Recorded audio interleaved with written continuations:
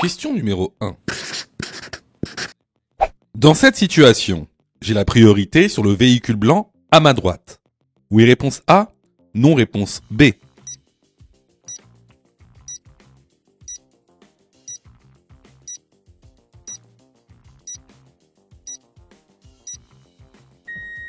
Alors ici, on est dans une intersection sans marquage au sol et sans signalisation verticale. Cela signifie que la règle de priorité qui sied est la règle de la priorité à droite. Donc, je laisse passer le véhicule blanc, puis je passe.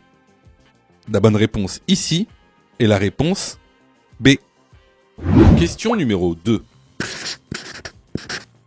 Il fait presque jour. Je peux éteindre mes feux de croisement. Oui, réponse A.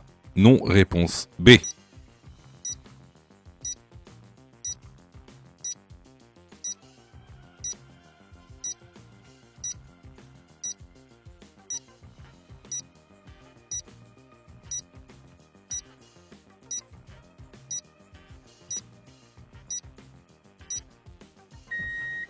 Alors, certes, il fait presque jour. Cependant, tu peux voir que la luminosité est très faible et qu'il fait quasiment nuit.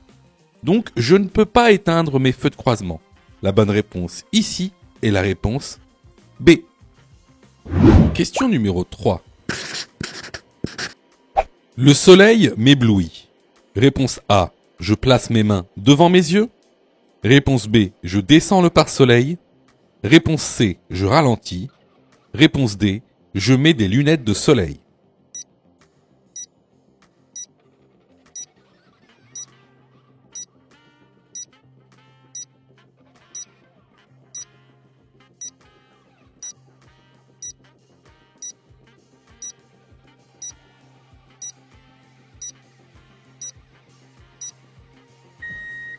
Alors, ça vous arrivera très souvent de vous faire éblouir par le soleil lors de la conduite. La première chose à faire lorsqu'on est ébloui, c'est de ralentir. Vu qu'on voit mal ce qu'il y a devant, on ralentit en premier lieu. En deuxième lieu, on descend le pare-soleil. Et en troisième lieu, si possible et si vous en avez à disposition, de mettre des lunettes de soleil. Les bonnes réponses ici sont les réponses B, C et D. Question numéro 4. Dans ce contexte, réponse A, je serre à gauche. Réponse B, je serre à droite. Réponse C, je roule au milieu.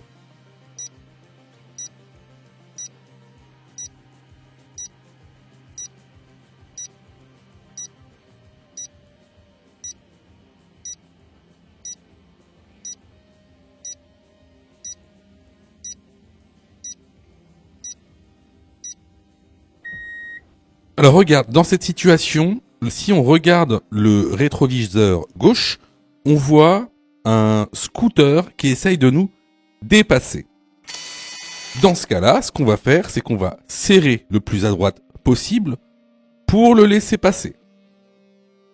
Alors certes, est-ce qu'il a le droit de faire ça? Non, il n'a pas le droit de faire ça, mais on voit qu'il insiste, il est vraiment, il nous colle. D'autant plus que en France, on serre toujours à droite sur notre voie.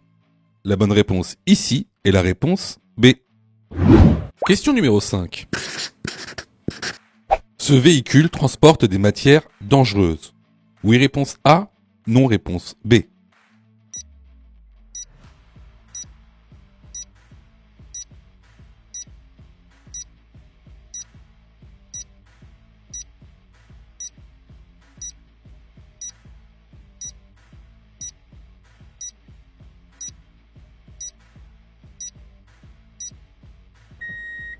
Alors, la plaque de gauche carrée avec les chiffres inscrits dessus indique que le véhicule transporte des matières dangereuses.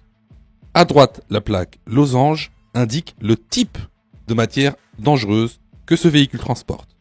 La bonne réponse ici est la réponse A. Question numéro 6. La signalisation indique une réduction de la vitesse. Oui, réponse A. Non, réponse B.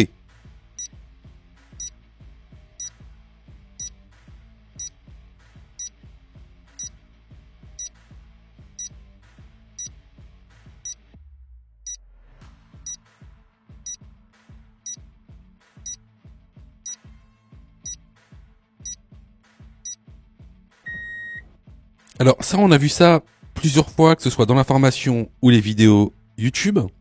Là, ce que tu vois devant toi, c'est un panneau d'entrée d'agglomération, entre autres. Donc ce panneau d'entrée d'agglomération veut dire deux choses.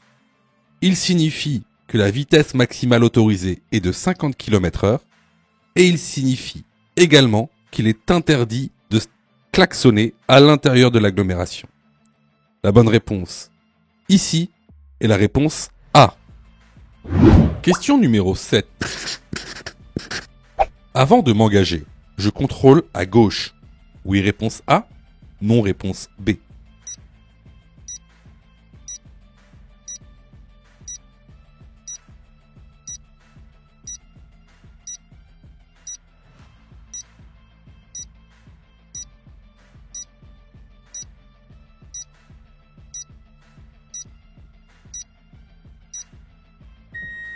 Alors ici, je me retrouve dans une intersection où j'ai très peu de visibilité à gauche. Donc, lorsque je vais m'engager, je ferai mes contrôles à gauche au cas où, si par exemple, un usager vulnérable comme un vélo aurait lui-même grillé son feu. Donc ici, la bonne réponse est la réponse A. Question numéro 8. De jour, les motos sont dans l'obligation de rouler avec les feux. Réponse A, de croisement. Réponse B, de route. Réponse C, de position.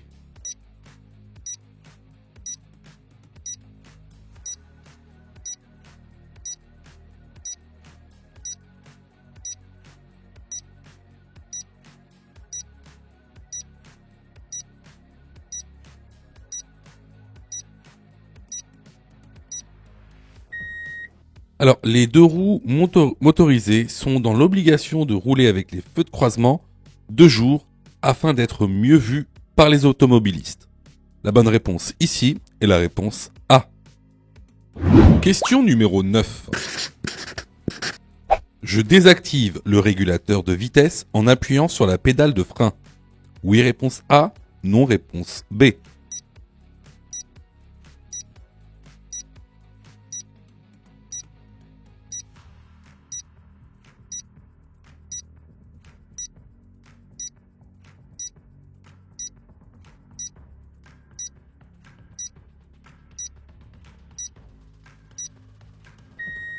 Alors, tout d'abord, comment fonctionne un régulateur de vitesse ?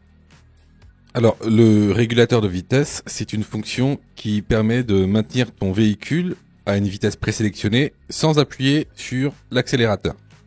Alors, pour mettre en service le régulateur de vitesse, il faut appuyer sur le contacteur Mode pour sélectionner la fonction de régulateur de vitesse. Ensuite, il y a un petit témoin qui s'allume et le message régulateur prêt, 7 pour activer, apparaît sur le tableau de bord. Donc là, il attend que tu mettes une vitesse.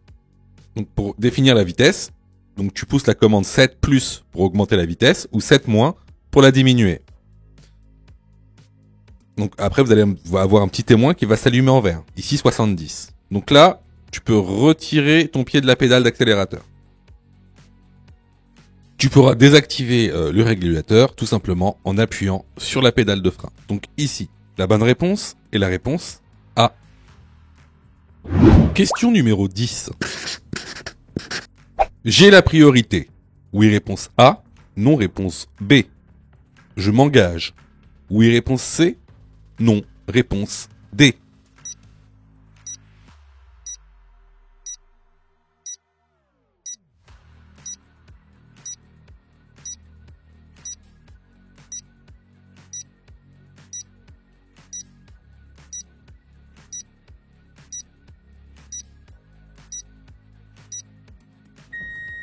Alors ici, on arrive dans un carrefour à sens giratoire. Et comment on sait qu'on est dans un carrefour à sens giratoire et pas un rond-point? C'est tout simplement parce que le marquage au sol montre un céder le passage. Et il montre un céder le passage au véhicule venant de gauche. Donc ici, je n'ai pas la priorité. Est-ce que je m'engage dans le carrefour à sens giratoire?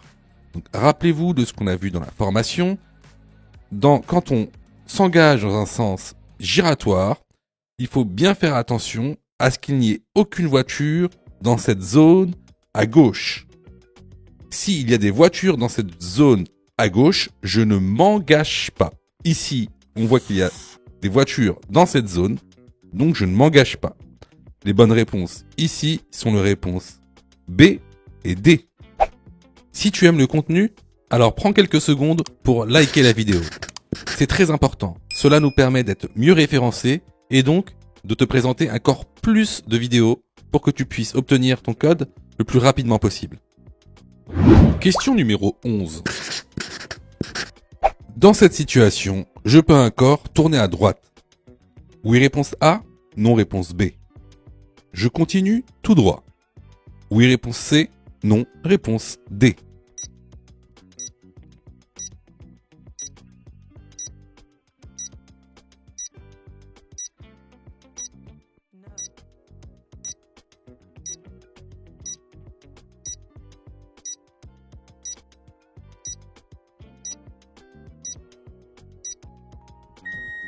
Alors, si tu regardes bien le rétroviseur, on a une voiture qui va nous dépasser par la droite et qui est déjà dans la voie de droite.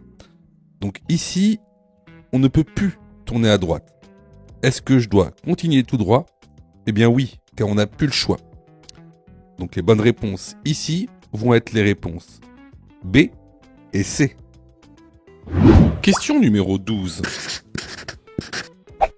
L'auteur d'un délit de fuite encourt une perte de 3 points et 135 € d'amende. Oui, réponse A. Non, réponse B.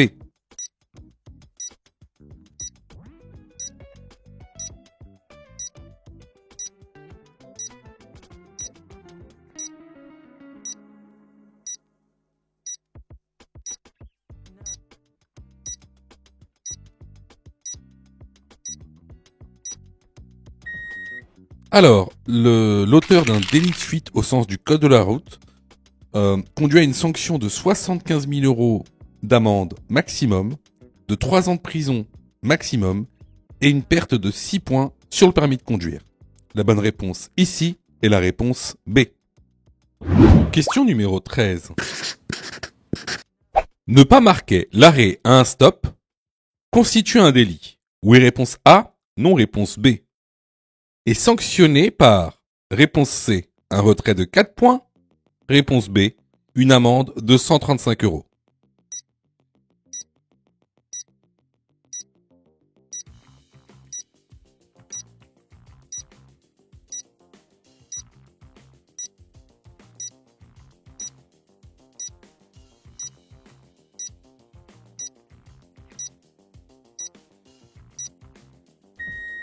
Alors, ne pas marquer l'arrêt à un stop constitue une contravention de classe 4 qui est sanctionnée par une amende forfaitaire de 135 € et un retrait de 4 points sur le permis de conduire.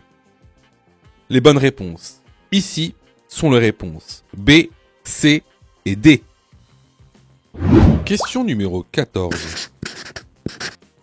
Dans cette situation, réponse A, je maintiens ma vitesse.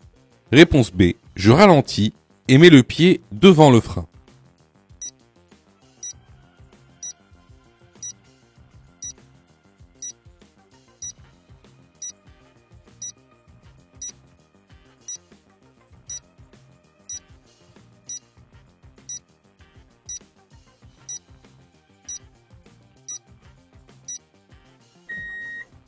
Alors ici, on voit bien que les conditions climatiques sont défavorables. Donc il pleut. Cela va entraîner une augmentation de la distance d'arrêt. Donc, je ne maintiens pas ma vitesse, je ralentis et je mets le pied devant le frein au cas où le feu passerait au rouge. La bonne réponse ici est la réponse B. Question numéro 15. Dans cette situation, je roule en feu de réponse A, route, réponse B, croisement, réponse C, position.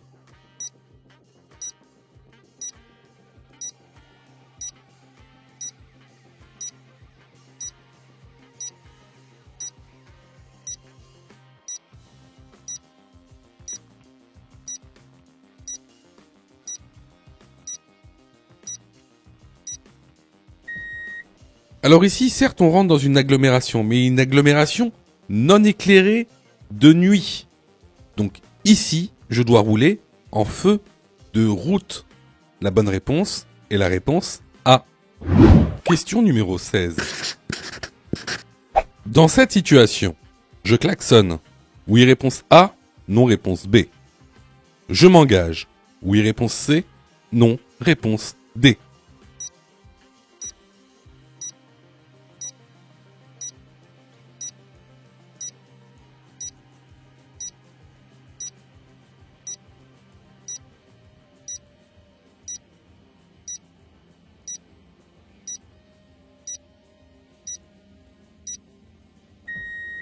Alors là, on est dans une situation, on est sur une rue à double sens.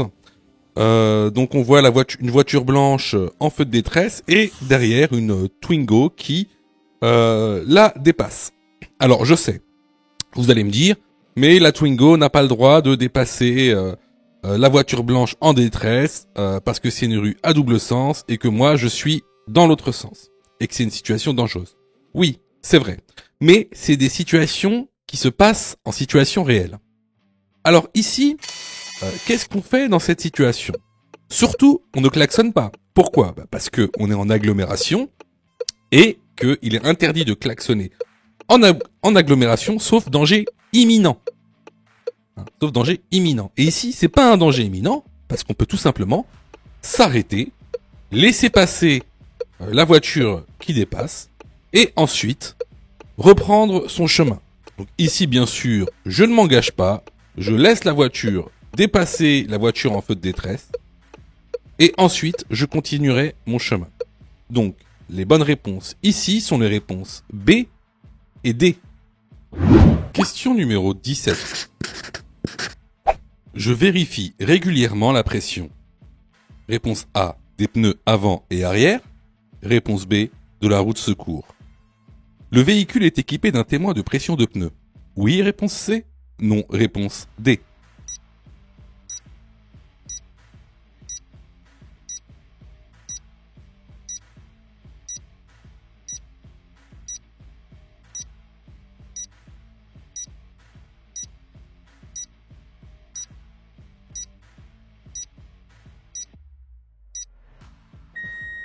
Alors, la vérification des pneus doit s'effectuer régulièrement, à peu près une fois par mois. Vous devez vérifier les pneus avant et arrière, et également la pression de la roue de secours. Pour savoir si le véhicule est équipé d'un témoin de pression de pneus, si vous regardez le petit pictogramme, ce pictogramme signifie que le véhicule est équipé d'un témoin de pression de pneus. Les bonnes réponses ici sont les réponses A, B et C. Question numéro 18. Je demande à mes passagers de se retourner avant d'ouvrir la porte. Oui, réponse A. Non, réponse B.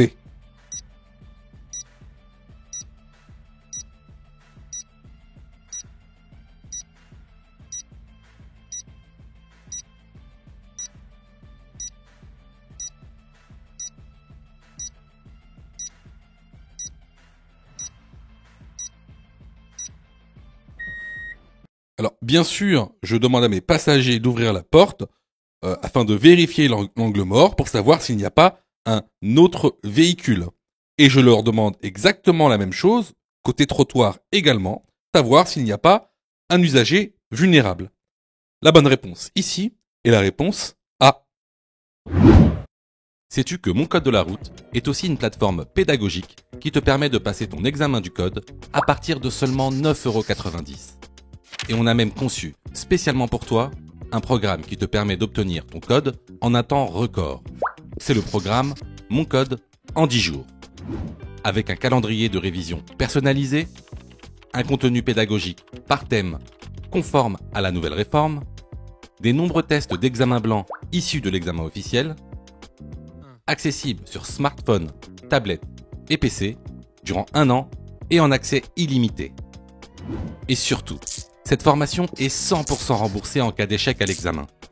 Alors, si tu souhaites obtenir ton code du premier coup sans te ruiner et sans risque, rejoins notre programme en cliquant sur le lien en description de la vidéo.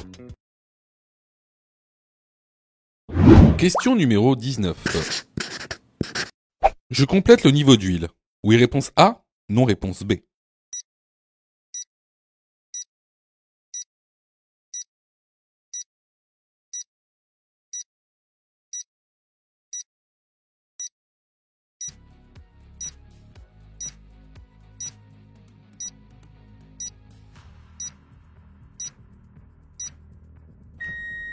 Alors, pour savoir si ton niveau d'huile est correct, il doit se situer entre le trait du bas et le trait du haut. Ici, ce n'est pas le cas. Donc, je complète le niveau d'huile. La bonne réponse, ici, est la réponse A. Question numéro 20. Cet enfant est correctement attaché. Oui, réponse A. Non, réponse B.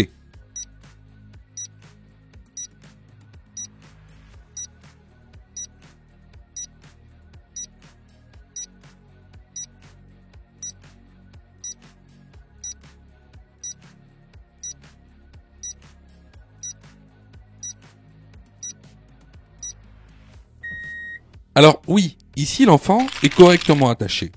Pourquoi ? Tout simplement parce que l'homologation R44 est respectée. Qu'est-ce que préconise l'homologation R44 ?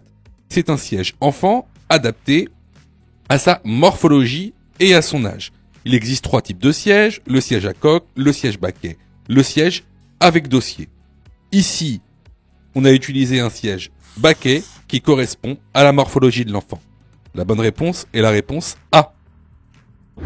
Question numéro 21. Avant de conduire, réponse A, je dégivre le capot. Réponse B, je gratte le pare-brise. Réponse C, j'enclenche le dégivrage arrière. Réponse D, j'enclenche les essuie-glaces.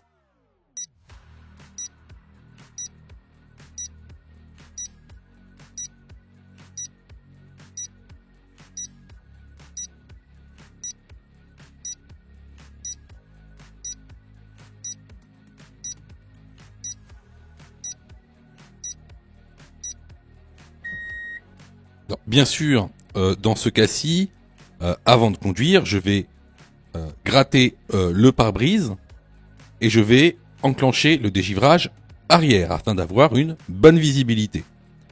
Dégivrer le capot ne servira à rien et enclencher les essuie-glaces également, ça va juste détériorer vos essuie-glaces plus rapidement. Les bonnes réponses ici sont les réponses B et C. Question numéro 22. En attendant les secours, réponse A, je retire le casque. Réponse B, je le couvre. Réponse C, je le déplace sur le trottoir.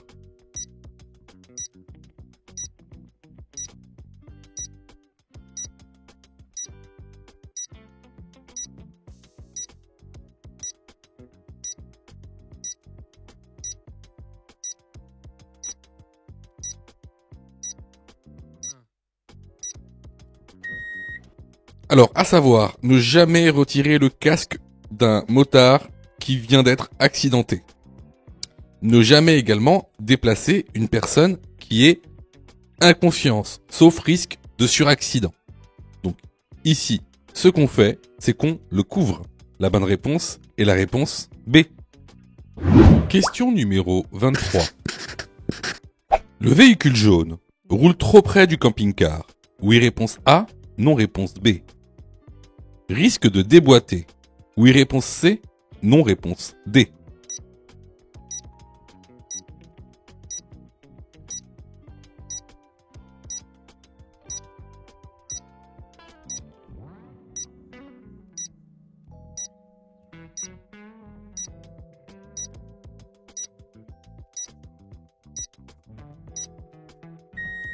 Alors, si vous voyez bien, vous voyez qu'il y a 2 triangles rouges à l'arrière de la voiture jaune. Ça signifie que la voiture jaune est en train d'être remorquée. Donc, le véhicule ne roule pas trop près du camping-car et ne risque pas de déboîter. Les bonnes réponses sont les réponses B et D. Question numéro 24. Lors d'un fort épisode neigeux, il est obligatoire de mettre en tout temps réponse A, des chaînes. Réponse B, des pneus neige. Je roule. Réponse C, avec précaution. Réponse D, à une vitesse adaptée.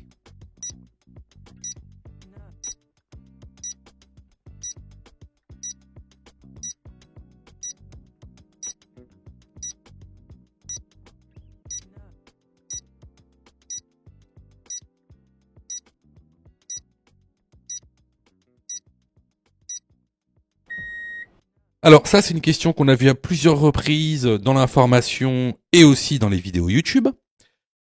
Est-ce qu'il est obligatoire de mettre en tout temps des chaînes ou des pneus neige ou un dispositif antidérapant? Eh bien non.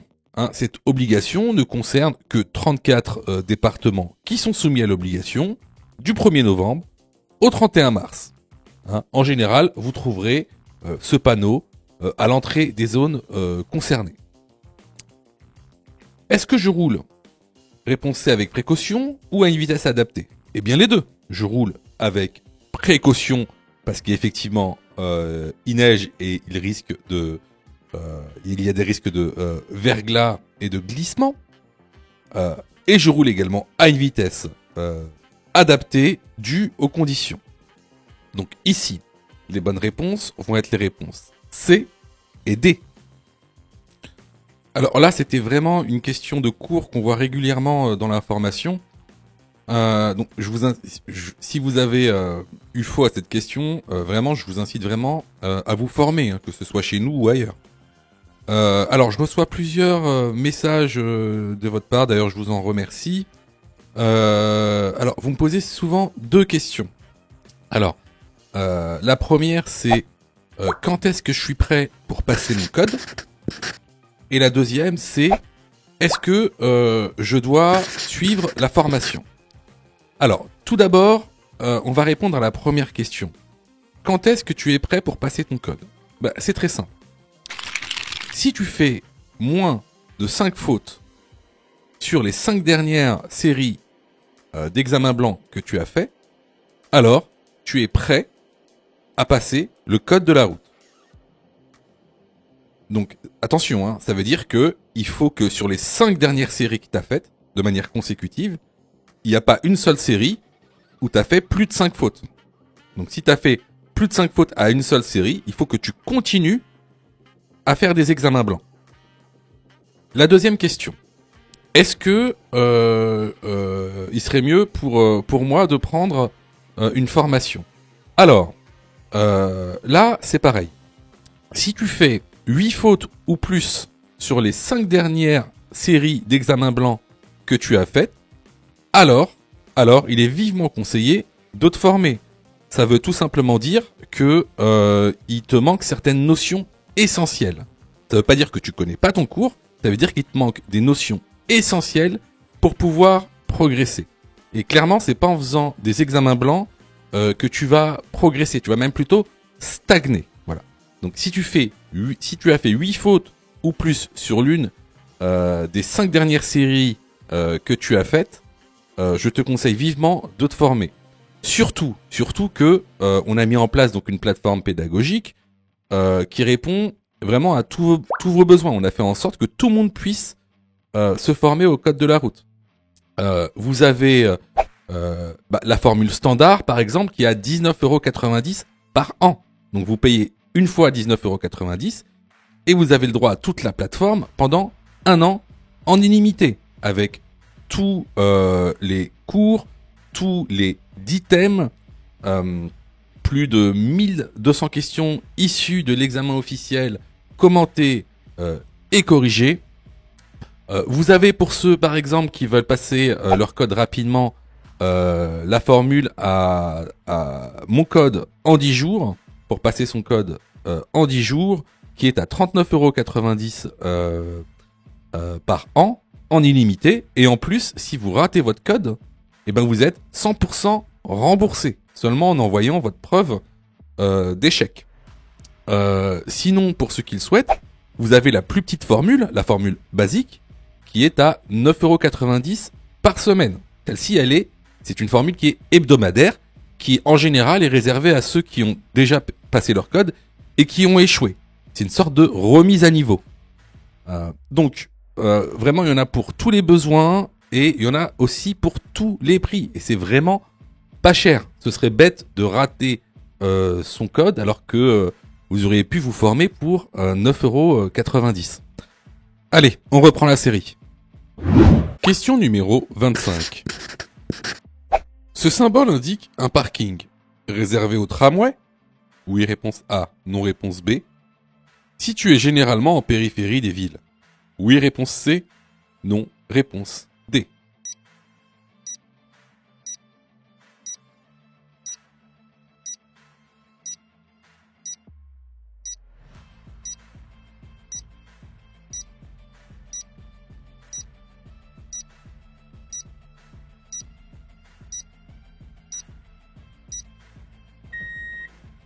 Alors, ce nouveau type de parking ont été créés justement en périphérie des villes, en général au début des lignes de tramway et de bus, pour que les usagers puissent se rendre en centre-ville, en transport en commun. Alors, le P plus R, c'est pas pour parking relais, c'est pour park and ride.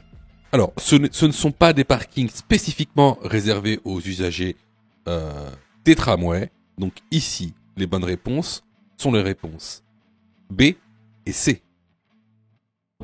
Question numéro 26. Je circule sur route à chaussée séparée, avec mes feux de réponse A, route, réponse B, croisement. La vitesse maximale autorisée est de réponse C, 50 km/h, réponse D, 110 km/h.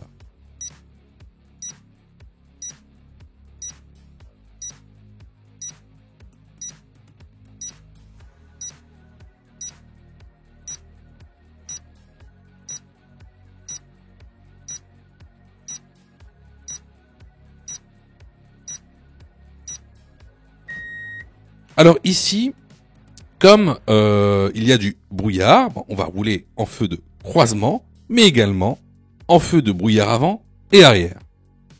Interdit de rouler ici avec les feux de route.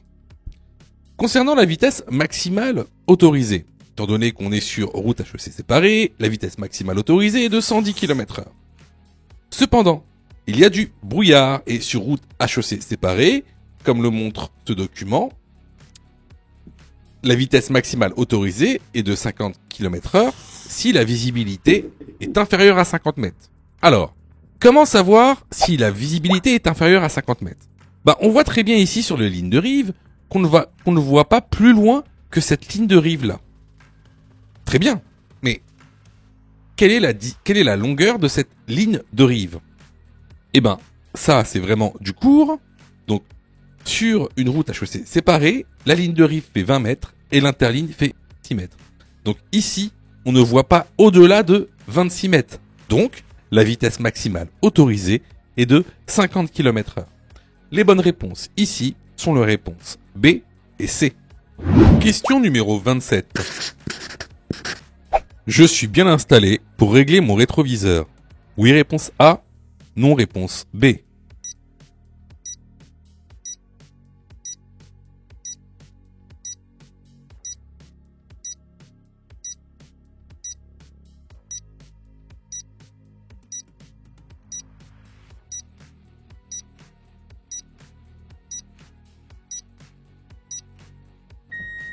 Alors ici, il est très mal installé pour régler son rétroviseur. Pour régler son rétroviseur, il faut qu'il ait son dos sur le dossier du siège. Donc ici, la bonne réponse est la réponse B. Question numéro 28. L'absorption d'alcool augmente la sensibilité à l'éblouissement. Oui, réponse A. Non, réponse B. Diminue la sensibilité à la couleur rouge. Oui, réponse C. Non, réponse D.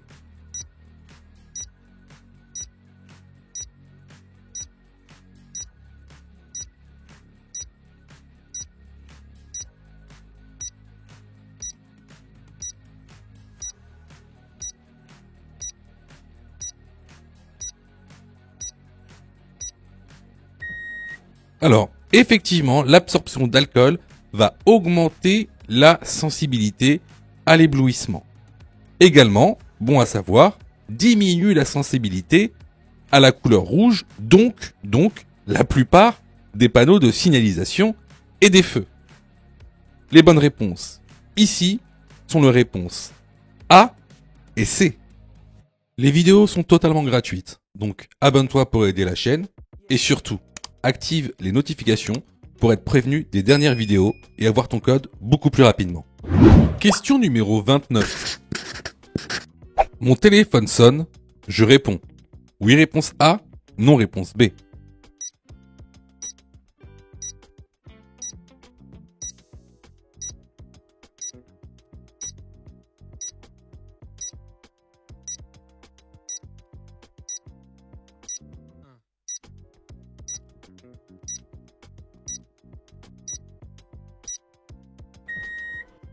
Alors, il est strictement interdit d'utiliser son téléphone au volant, sous peine d'une contravention de 4e classe, 135 € d'amende, 3 points en moins.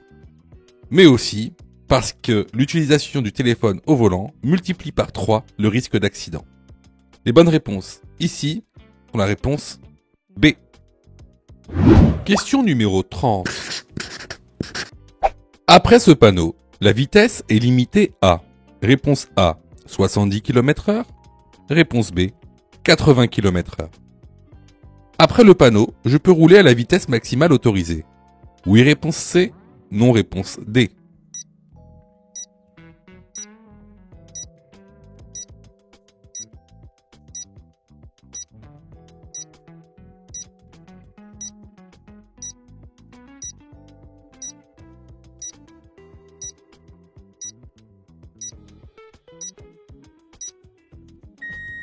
Comme le montre ce panneau qui est un panneau de fin d'agglomération, après ce panneau, la vitesse maximale autorisée est de 80 km/h, comme le montre le document que vous trouverez dans l'information. Après ce panneau, est-ce que je peux rouler à la vitesse maximale autorisée? Eh bien non. Pourquoi? Parce que la chaussée ne permet pas de rouler à cette vitesse maximale autorisée. Vous voyez bien qu'il y a du verglas. Les bonnes réponses ici sont les réponses B et D. Question numéro 31. La fatigue est responsable. Réponse A, d'un tiers des accidents. Réponse B, un quart des accidents. Augmente le risque d'accident par. Réponse C, 3 à 4. Réponse D, 5 à 6.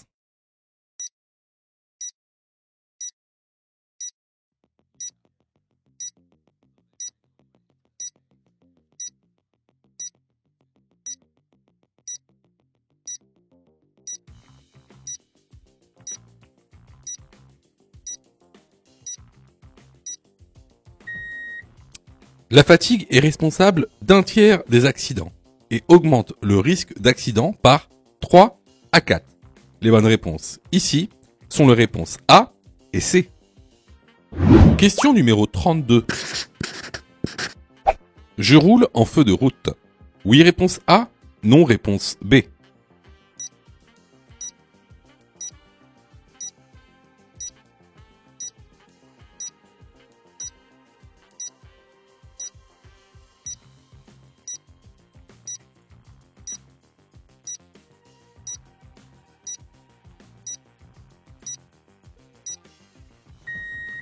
Alors, vous savez qu'on utilise les feux de route principalement la nuit, sur route non éclairée ou agglomération non éclairée. Alors ici, effectivement, on roule sur une route non éclairée. On voit que les lampadaires sont quasiment pas allumés. Ils éclairent pas. Alors, cependant, la route est éclairée par la circulation dense, donc par les autres usagers. De plus, il y a une exception à cette règle. C'est que il ne faut pas éblouir les autres usagers de la route. Or ici, si on met nos feux de route, on va éblouir les véhicules qui viennent en sens inverse et les véhicules qui sont devant nous. Donc ici, je ne roule pas en feu de route. La bonne réponse est la réponse B. Question numéro 33. Ce panneau indique un risque d'incendie. Oui, réponse A. Non, réponse B.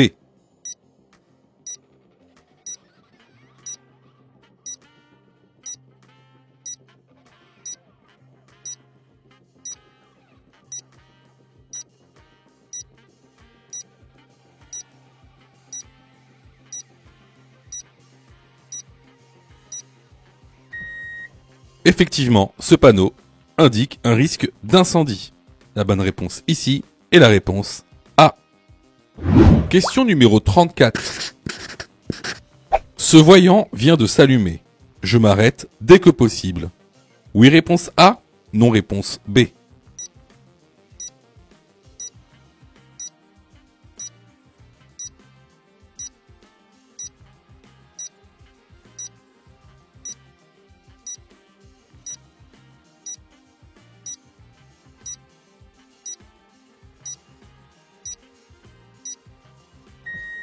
Alors, ce voyant indique une surchauffe moteur.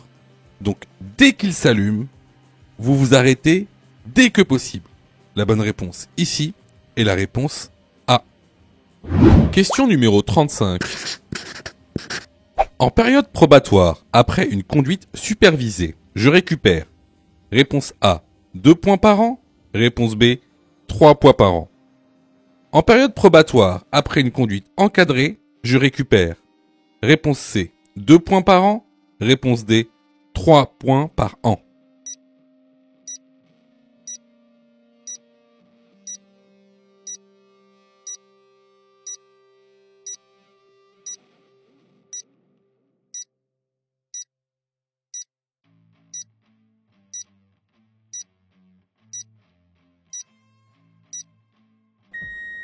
Alors, que l'on soit qu'on ait passé le permis en conduite supervisée ou en conduite encadrée, on récupère 2 points par an comme un permis conventionnel.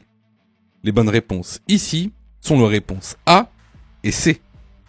Alors clairement ici c'était une question basique, une notion de cours basique. Donc si tu as eu faux à cette question, je t'encourage vivement à aller te former sur notre plateforme de formation ou ailleurs. Alors surtout ne te dis pas ah ben c'est pas grave, les examens blancs vont justement m'aider à apprendre le code. Faux. Les examens blancs ne servent pas à apprendre le code. Les examens blancs servent à tester si tu as, oui ou non, assimilé le contenu pédagogique. Alors, quelle est la meilleure méthodologie pour passer le code? C'est-à-dire, quelle est la meilleure méthodologie pédagogique? Alors, tout d'abord, il va falloir apprendre les cours par thème. Vous savez, il y a aujourd'hui 10 thèmes avec la nouvelle réforme. Une fois que tu auras appris ces 10 thèmes et tous les contenus de ces 10 thèmes, alors tu pourras passer à des exercices d'entraînement par niveau de difficulté. Tout d'abord les exercices faciles, les exercices moyens et les exercices difficiles. Une fois ce travail effectué, là, tu pourras t'exercer à faire des examens blancs. Surtout, ne pense pas que les examens blancs vont t'aider à apprendre. Ce n'est pas vrai. Et d'ailleurs, c'est pour ça que beaucoup de gens ratent leur code de la route. N'oubliez pas que le taux de réussite au code de la route est d'environ 60%. C'est-à-dire qu'il y a quasiment 40% des personnes qui échouent au code de la route. Justement parce qu'ils n'ont pas la bonne méthodologie pédagogique. Donc ici, si tu t'es trompé à cette question, je t'encourage vivement à venir sur notre plateforme pédagogique et à participer à la formation. Pour ça, tu as juste à cliquer sur le lien en description et à choisir ta formule. Question numéro 36. Favoriser les transports en commun permet de réduire le nombre de véhicules en circulation. Oui, réponse A, non, réponse B.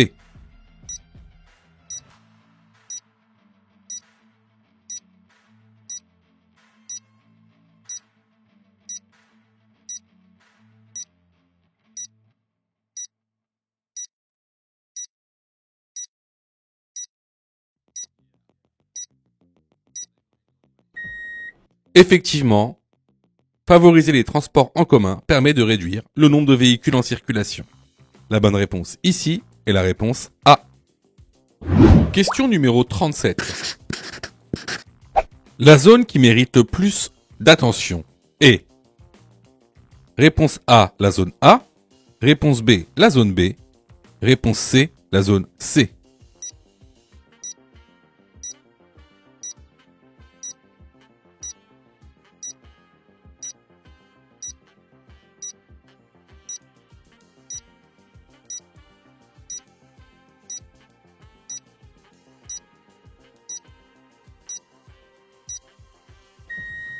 Alors ici, c'est évident, la zone qui mérite le plus d'attention est la zone B, car ce sont des usagers très vulnérables.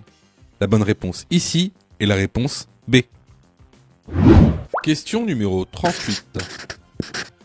Mon regard se porte principalement, réponse A, en A, réponse B, en B.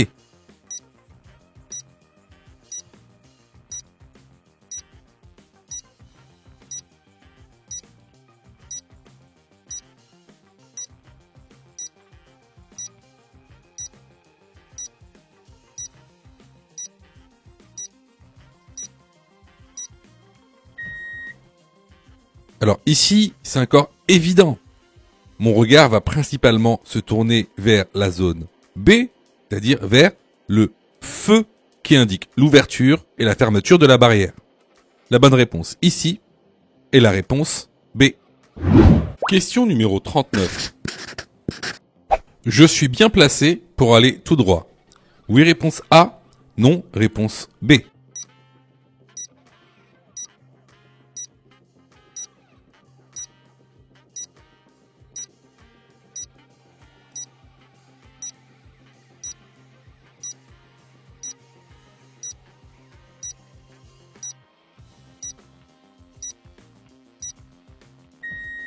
Alors ici, on peut voir juste un peu plus loin, il y a une ligne, juste après le feu rouge, il y a une ligne continue. En fait, on a une voie à gauche pour les véhicules qui veulent aller à gauche, et une voie à droite, là où on est, pour aller tout droit. La bonne réponse ici est la réponse A. Question numéro 40.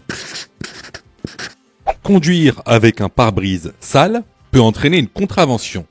Oui, réponse A. Non, réponse B.